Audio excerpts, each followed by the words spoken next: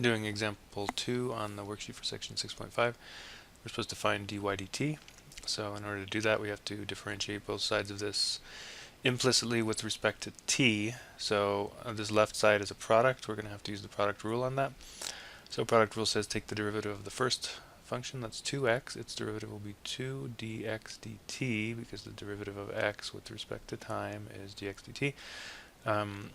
Multiplied by the second function, e to the power of y, plus 2x times the derivative of the second function, e to the y.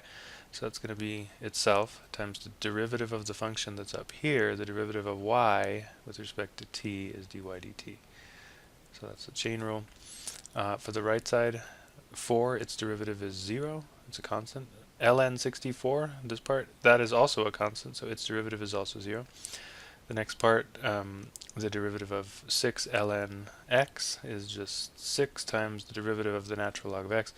That's going to be 1 over x. Derivative of ln x is 1 over x, and then we have to multiply by the derivative of x, which is again dx dt.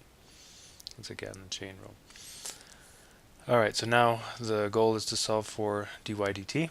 dy dt is right here, so we'll just leave that term on the left side. So 2x e to the power of y. dy dt, move the other terms to the other side. That term's already over there. Let's write that as 6 over x dx dt, and then minus that there, so minus 2. I'm going to just write that as e to the y dx dt. Okay, so solving for dy dt, just divide the both sides by 2x e to the power of y, so we're going to get dy dt is equal to all of this 6 over x dx dt minus 2 e to the y dx dt, all of this divided by 2x e to the power of y.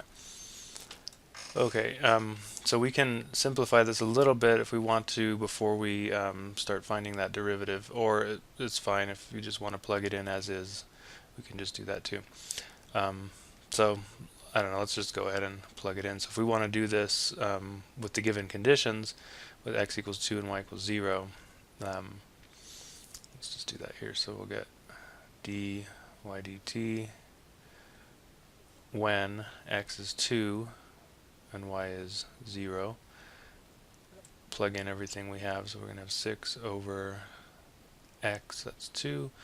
Dx dt was given as well as 6 minus 2 e to the power of 0, because y is 0.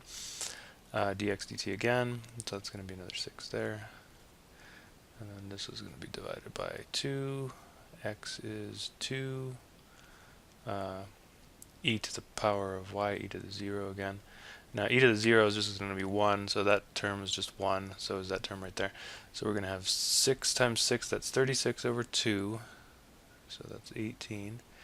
And then this is again just 1, so 2 times 6 is 12, so minus 12 over, again, e to the 0 is 1, so 2 times 2 is just 4.